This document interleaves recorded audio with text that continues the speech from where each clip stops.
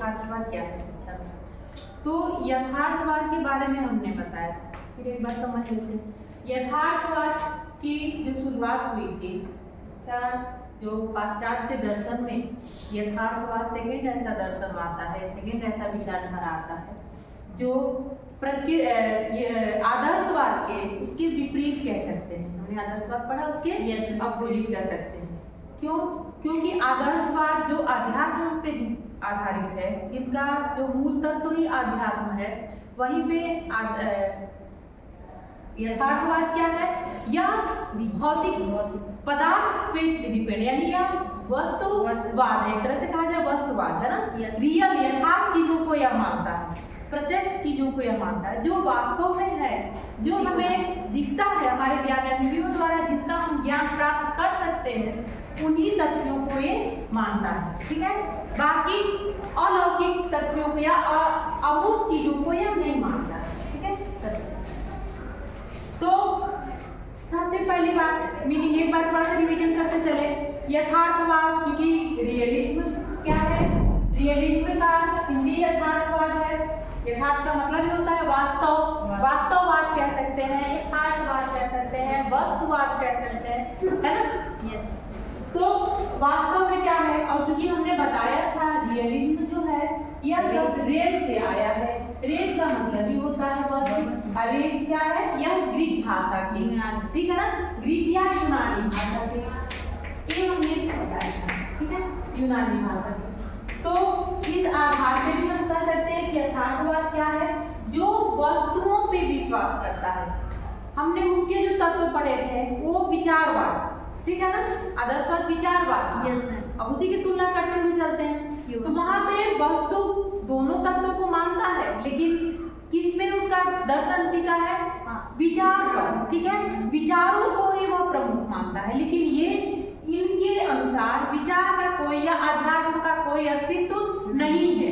यह उन चीजों को मानते हैं जो भौतिक रूप से हमें दिखते हैं, जो हमारे ज्ञानेंद्रियों द्वारा ज्ञान प्राप्त किए जा सकते हैं, जिनके बारे में हम ज्ञान प्राप्त कर सकते हैं, जो चीजें हमें प्रत्यक्ष रूप से मौजूद है, जो है वास्तव में जो है, जिनका हम अध्ययन कर सकते हैं, उन्हीं चीजों पर इनका दर्शन टिका है। ठीक है, वही सत्य है, इनका कहना है वही सत्य है। और उसी के आधार पर प्रकृति की रचना, यानी ब्रह्मांड की रचना प्रकृति के जो भी पदार्थ चीजों से हुई है।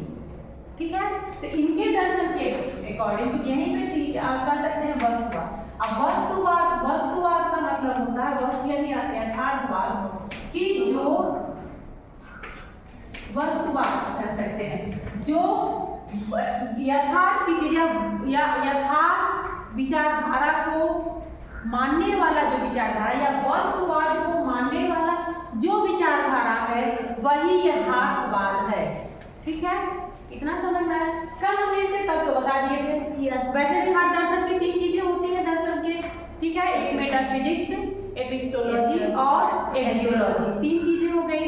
तत्व मीमांसा, ज्ञान मीमांसा और मूल्य मीमांसा, तीन चीजें दर्शन में इसी पे टिका है। किसी विवाद का, कोई विवाद आप पढ़ ले, चाहे वह यथार्थवाद हो, चाहे वह आदर्शवाद हो, चाहे वह प्रकृतिवाद हो, नेचुरलिज्म हो, चाहे वह प्रयोजनवाद हो, प्रेगमेटिज्म हो, कोई भी दर्शन तीन चीजें में उनका जो तत्व होता है, तीन तत्वों पर ही आधारित होता है।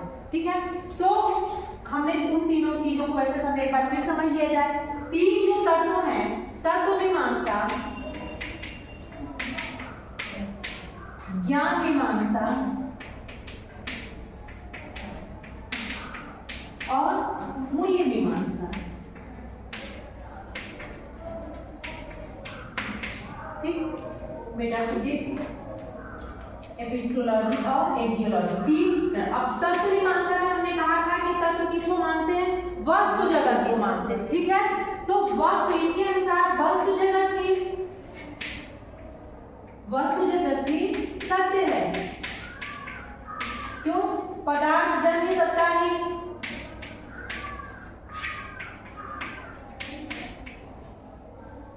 ही ब्रह्मांड की, पदार्थ जन्य सत्ता ही क्या है? ब्रह्मांड की उत्पत्ति हुई है। ठीक है, उसकी कारक है। तो पदार्थ जन्य सत्ता से ही ब्रह्मांड बना है।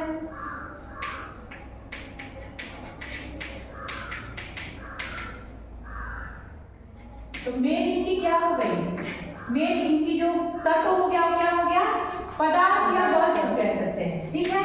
Yes. पदार्थ या वस्तु, पदार्थ, हाँ पदार्थ, ठीक है। अब यही मेन इनका अगर तत्व देखा जाए इनका मेन है ज्ञान। इन्होंने क्या कहा था, इन वस्तुओं का, मान लीजिए किसी भी सामान्यतः हम देखते हैं कि अगर पदार्थ का हमको ज्ञान प्राप्त करना है तो किसके माध्यम से होगा, ज्ञानेंद्रियों के माध्यम से। हम अपनी आंखों से देखकर, उसको प्रत्यक्ष छूकर, उसको हम सुनकर, उसको हम देखकर सब चीजों का ज्ञान प्राप्त कर सकते हैं। जो ज्ञानेंद्रियों के माध्यम से प्राप्त ज्ञान है, जिसको प्रत्यक्ष देखा जाए, एक तरह देखा जाए प्रत्यक्ष ज्ञान या इंद्रिय गोचर ज्ञान,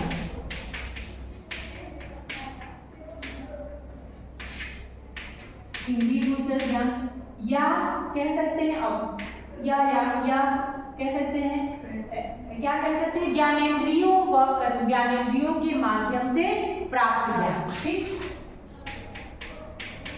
ज्ञानेंद्रियां क्या हैं, इंद्रियों के माध्यम से ज्ञान, हाँ इंद्रियों के, इंद्रिय गोचर ज्ञान, जो इंद्रियों से, इंद्रिया में क्या होते हैं, एक तो ज्ञानेंद्रियां होती हैं और एक कर्मेंद्रियां होती हैं, ठीक है। कर्मेंद्रिया में जिसे हम चीजों को ज्ञान प्राप्त करते हैं, जो हमारे कर्म में, फिलहाल आप ज्ञानेंद्रियों के बारे में जानिए। इंद्रिय गोचर यानी हम इंद्रियों के माध्यम से जो चीजें ज्ञान प्राप्त करते हैं, जो हमारे ज्ञानेंद्रियों के माध्यम से प्राप्त ज्ञान, यानी जिसके बारे में ज्ञानेंद्रियां क्या है, साधन है, हमने बताया साधन है, क्या है, साधन है। तो इसके द्वारा प्राप्त ज्ञान ही इन्होंने मत बताया है कि वही ज्ञान क्या है, यथार्थ है, वही सत्य है। और इन्होंने एक बात और कहा कि आध्यात्म जगत का कोई भी अस्तित्व ही नहीं है, असत्य, सीधे इन्होंने असत्य सीधे अस्वीकार किया है, सीधे ये नकार देते हैं, ठीक है। तो यहाँ तक समझ में आया। अब क्योंकि हमने आदर्शवाद का पढ़ लिया था, आदर्शवाद हमने देखा कि अध्यात्म को प्राप्त करना है ना, अध्यात्म हमें सिखाता है। जब ये अध्यात्म को नहीं मानते हैं, वस्तु को मानते हैं, पदार्थ मानते हैं, इनका मूल्य मीमांसा क्या हो जाएगा, इसमें कि जीवन को सुखी बनाना, ठीक, जीवन को सुखी बनाना, सुखी बनाना। अब सुखी बनाने के लिए क्या करेंगे, हम इंद्रियों का प्रशिक्षण करेंगे, देंगे ना, ताकि हम अच्छे से अच्छे, बेहतर से बेहतर कार्य कर सकें, अपनी बेहतर से बेहतर सुख सुविधाएं, हम व्यवसायिक प्रशिक्षण ले सकें, हम ज्ञान में वृद्धि कर सकें, हम शारीरिक विकास कर सकें, है ना, सारी चीजें कर सकें। तो यही में इनका दर्शन, 3 चीजें हो गई, ठीक है। अब हमने यहाँ तक हमारा हो गया, यहाँ से थोड़ा सा आगे बढ़ते हैं। वैसे यहाँ तक पिछला हमने क्लास में समझा भी दिया था। अब यथार्थवाद और हमारा यथार्थवाद और शिक्षा की तरफ बढ़ते हैं, ठीक है। सिद्धांत, ठीक है, प्रिंसिपल्स, कल हमने प्रिंसिपल समझा रहे थे, प्रिंसिपल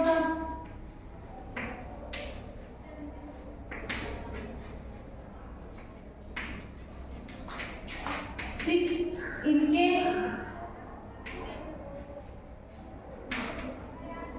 यथार्थवाद के कौन कौन से सिद्धांत आते हैं, इनके दर्शन के अकॉर्डिंग हम इनके सिद्धांतों को भी मानते हैं, ठीक है। जो इन्होंने दर्शन अभी हमने बताया है पहले कि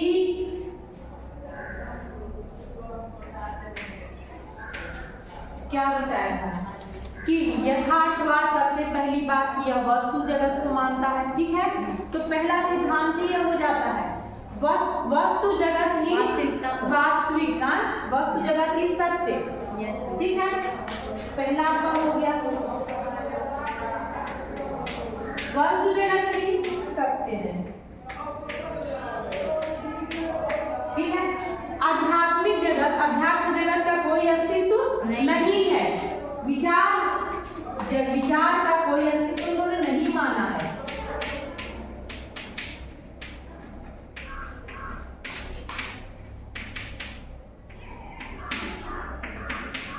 अस्तित्व नहीं,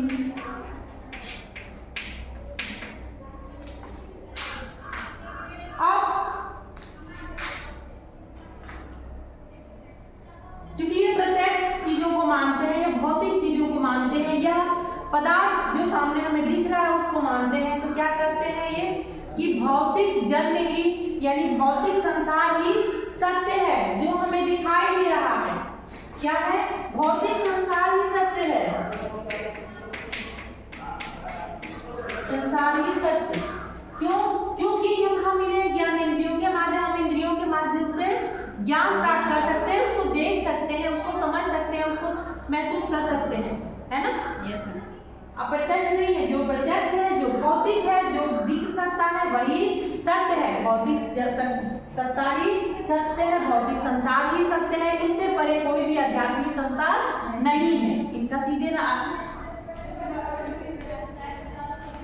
तीसरी बात, यह ब्रह्मांड की उत्पत्ति पदार्थों से मानते हैं। ठीक है, तो क्या है ब्रह्मांड? क्या है ब्रह्मांड? पदार्थ जन्य सत्ता है। ठीक है, ब्रह्मांड पदार्थ जन्य।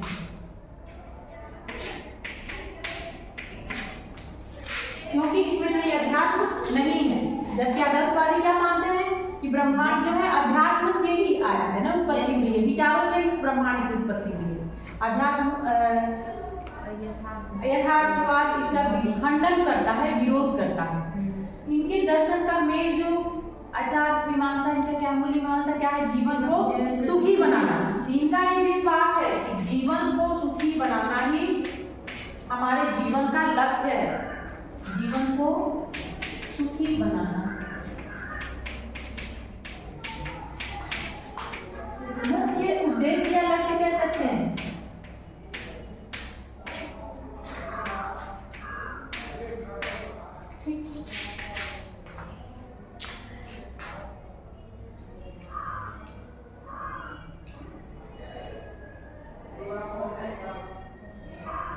मनुष्य क्या जो जीवन का उद्देश्य है सुखपूर्वक जीना। अब उसके लिए सुखपूर्वक जीने के लिए मनुष्य को इन संसारिक जैसे संसार है उन पदार्थों का ज्ञान जरूरी है, उनसे इंद्रियों का प्रशिक्षण जरूरी है, जिससे कि वह अपना विकास कर सके, वह अपने जीवन में बेहतर से बेहतर सुख सुविधाओं को प्राप्त कर सके। ठीक है, इसलिए इस पे जोड़ देते हैं। अगला एक चीज और इनका है कि जो संसार जो पदार्थ जन्य, हमने कल एक चीज बताई थी कि पदार्थ जन्य जो सत्ता है, संसार है, इसका कल हमने बताया कि अचानक से विस्फोट हो, कैसा नहीं कि बन गया कोई पदार्थ, धीरे धीरे धीरे धीरे क्रम से इसका विकास होता है। ठीक है ना, तो ये जो पदार्थ जन्य सत्ता है, जो वस्तु है, उसके जो विकास होता है वह नियमित क्रम से होता है। ठीक है, तो इनका मानना है कि जो मनुष्य का संसार है नियमितता के अनुसार विकसित होता है। ठीक है, ये जो पदार्थ जन्य संसार या मनुष्य जन्य संसार हो गया,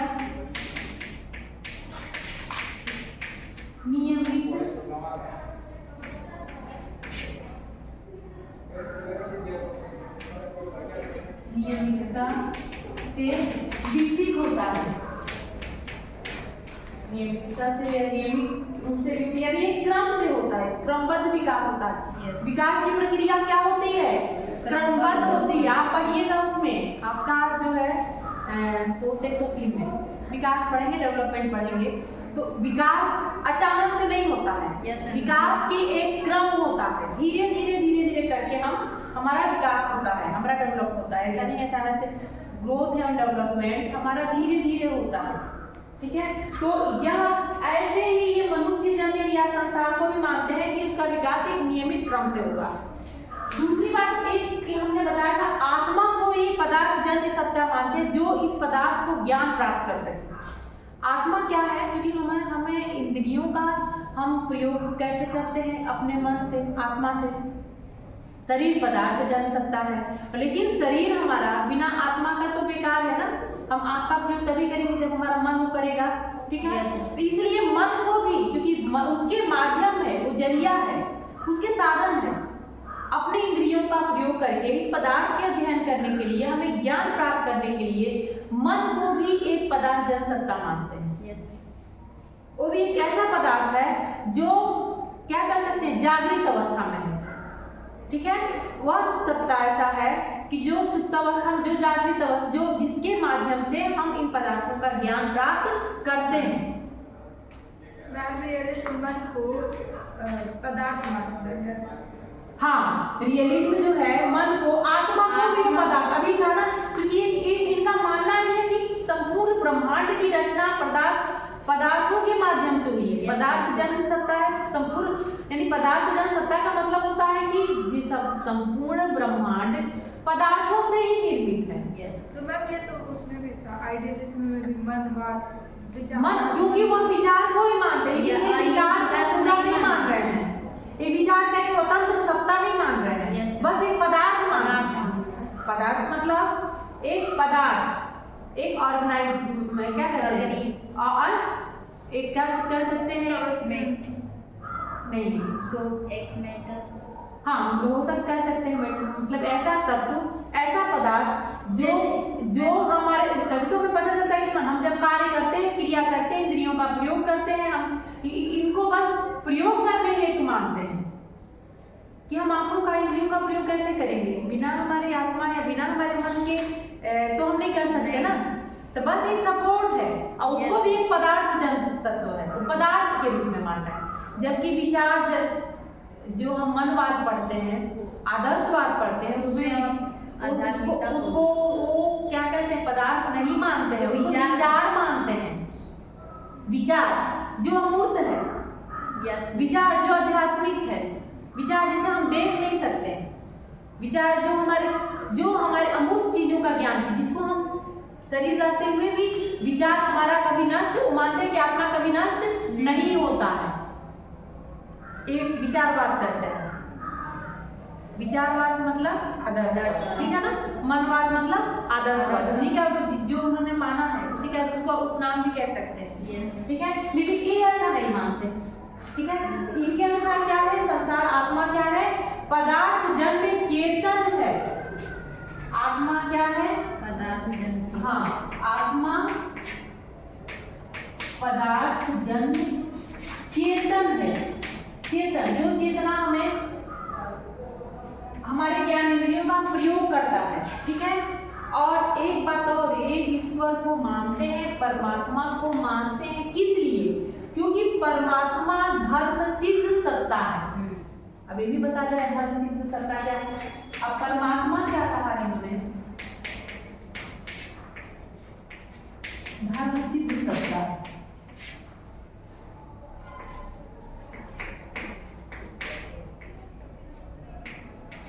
धर्म सिद्ध सत्ता, धर्म सिद्ध सत्ता का मतलब होता है कि परमात्मा को, अध्यात्म को मानते तो नहीं है, लेकिन इनका कहना है, हमने एक चीज बताई थी कि यथार्थवाद में कई विचारधारा है, ठीक है। उसमें भी 5-6 विचारधाराएं हैं, अलग अलग लोगों ने अपने अपने विचार दिए हैं, अलग अलग ग्रुप है, समूह, उसमें भी कई समूह में बटा है। तो उसमें सब लोग ने जैसे जैसे विकास हुआ, सबके अपने अपने विचार है, ठीक है। उसी में एक विचारधारा ये बात कहती है कि क्योंकि परमात्मा के नाम पे हम अपने जो कार्य करते हैं वह कार्य शुद्ध करते हैं, सही करते हैं। एक डर है ना कि परमात्मा की जो भी हम करते हैं उसको हम गलत कार्य नहीं करते हैं, बुरा कार्य नहीं करते, तो वो हमें बुराई से रोकता है, बस इतने के लिए है। तो धर्म सिद्ध सत्ता है, लेकिन उसका कोई वास्तविक सत्ता नहीं है, इनका मानना है। किसी हम धार्मिक, हमारे धार्मिक रूप से हमें प्रेरित करता है कि हम गलत काम न करें, ठीक है, लेकिन उसका वास्तविक सत्ता नहीं मानते हैं। बस हमें धार्मिक कार्य करने के लिए प्रेरित करता है हमारे मन को, कि हम उससे समझते हैं कि ईश्वर है, उसकी आराधना कर रहे हैं, हमें गलत काम नहीं करना चाहिए, हमें सत्य मार्ग पर चलना चाहिए, हमें कोशिश करना चाहिए, हमें मेहनत करना चाहिए, मेहनत करेंगे तभी हम सफल होंगे। ये सारी चीजें हमें जो जिससे प्रेरणा मिलती है, जिससे हमें इस सब चीजों का विचार आता है, जिससे हम कार्य प्रेरित होकर करते हैं, वह परमात्मा है। इसीलिए परमात्मा का वास्तविक सत्ता नहीं मानते हैं, लेकिन एक धर्म सिद्ध सत्ता मानते हैं, जो हमें धार्मिक, जो हमें अच्छे कार्य के लिए प्रेरित करती है। बस इतना ही इनका विचार है। समझ में आ गया? समझ में आया ना? लेकिन वो क्या मानते हैं आदर्शवाद, उसकी धर्म, उसका सत्ता मानते हैं कि परमात्मा ही सब कुछ है, आत्मा है परमात्मा। और आत्मा, उनका कहना है कि भौतिक पदार्थ नष्ट हो जाता है लेकिन आत्मा कभी नष्ट नहीं होता है। ये उनका विचार है, लेकिन इनका ऐसा विचार नहीं है। ठीक है, परमात्मा क्या है? धर्म सिद्ध सत्ता है। ये क्लियर नहीं हो रहा होगा, लिख रहे हैं कि तो हो सकता है कि दिक्कत हो रहा हो। यहाँ तक इसके सिद्धांत हो गए। अब थोड़े से कुछ इसके जो है, ये तो हमने सिद्धांत पढ़ा, इसके यथार्थवाद के। कल हमने यथार्थवाद की मीनिंग डिफरेंस बता दिया था। यथार्थवाद का मीनिंग हमने बताया था, कल का ही पाठ दिया था हम लोग को। अब अगला हम आते हैं यथार्थवाद को किसने शुरू किया था? हमने बताया था यथार्थवाद को किसने शुरू किया था? अरस्तु ने। प्लेटो के क्या कहते हैं शिष्य थे और उनकी विचारधारा को उन्होंने खंडन करते हुए यथार्थवाद की एक तरह से विचार किया। उसके पहले भी कई लोगों ने यथार्थवाद भौतिक चीजों को मानते हैं, तो भौतिक तत्व को पीछे कई लोगों ने माना है। दर्शन की उत्पत्ति हुई तो तमाम लोगों ने अपने अपने विचार दिए, तो कहीं ना कहीं यथार्थवाद आदर्शवाद विचारधारा को कहीं ना कहीं विरोध में आया है। ये मानते हैं, इनका ये भी मानना है कि मनुष्य जीवन को सुखी बनाना ही मेन लक्ष्य है। इनका ये भी कहना था कि जो ग्रीक चाहे यूनानी जो साहित्य हैं उनको पढ़ के हम अपने जीवन को सुखी बना सकते हैं, उससे प्रेरित होकर हम अपने कार्य को सही से कर सकते हैं, हम अपने जीवन को और बेहतर बना सकते हैं। ठीक है, बस इतना ही तक इनका धार्मिक विचार मानते हैं। ठीक है, यहाँ तक। अब इनके कुछ दार्शनिकों का नाम हमने बताया था, इसके कुछ विचारवादी जो है इसके विचार के प्रकार बताया था। विचारकों के अलग अलग प्रकार, जैसे कई प्रकार बताए गए हैं, सामान्यतः थोड़ा सा बता दे रहे हैं हम आप लोगों को कि एक साधारण यथार्थवादी आते हैं जो बस ये चीजें मानते हैं कि वस्तु जगत ही सत्य है। ठीक है, वो साधारण यथार्थवादी है। साधारण यथार्थवादी जो सिंपल बात कहते हैं,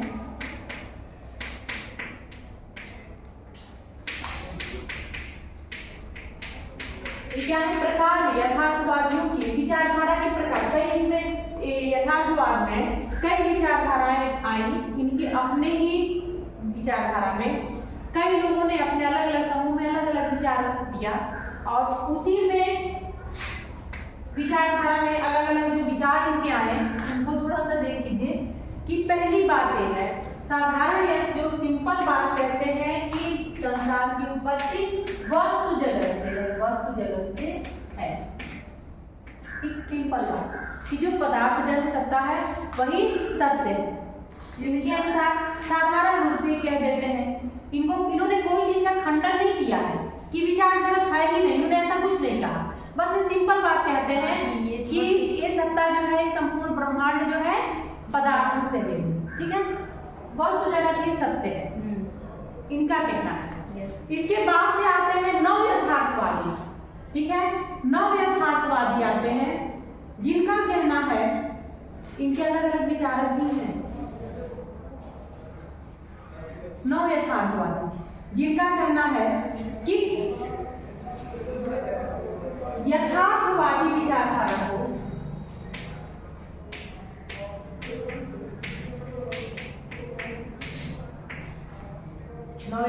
इन्होंने यथार्थ आदर्शवादी विचारधारा का खंडन किया है, विरोध किया है। ये कहते हैं वस्तु जगत ही सत्य और आध्यात्म जगत असत्य है, असत्य है, इनका कहना है। क्योंकि विचार का कोई मतलब ही नहीं।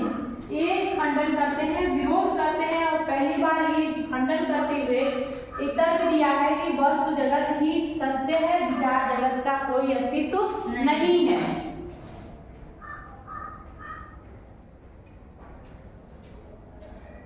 ठीक है, इनका थोड़ा सा इसमें परिवर्तन हुआ है। वस्तु को मानते हैं, यहाँ पे ये विचार जगत को खंडन भी करते हैं, इनकी विचारधारा है। तीसरा विचारधारा इसी का और भी प्रूफ देते हुए आलोचनात्मक यथार्थवाद, जो क्रिटिकल रियलिज्म है।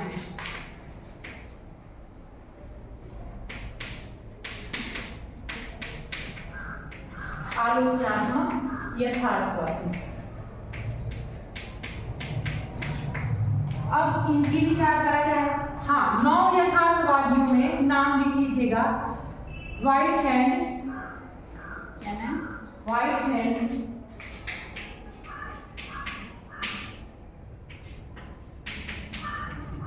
व्हाइट हैंड, एक और विचारक आते हैं बर्टेंड रसेल,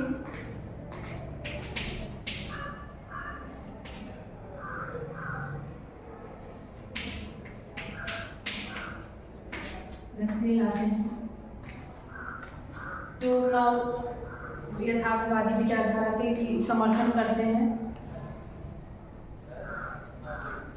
आलोचनात्मक यथार्थवादी अब इस पे अपना तर्क देते हैं, ये थोड़ा सा और भी आगे बढ़ जाते हैं, ठीक है। साधारण सिंपल वस्तु जगत को सत्य मानते हैं। नव यथार्थवादी वस्तु जगत को सत्य और आध्यात्म जगत का खंडन करते हैं, सिद्ध करते हैं कि आध्यात्म जगत की कोई सत्ता नहीं है। तीसरा आलोचनात्मक यथार्थवादी है, यह वस्तु ही नहीं बल्कि मनुष्य और मन को भी मुख्य मानते हैं। इनका कहना है कि वस्तु जगत प्लस मन भी क्या है, क्योंकि मन को भी ये मानते हैं, इसलिए कि वस्तु जगत का ज्ञान हम बिना मन के माध्यम से नहीं प्राप्त कर सकते।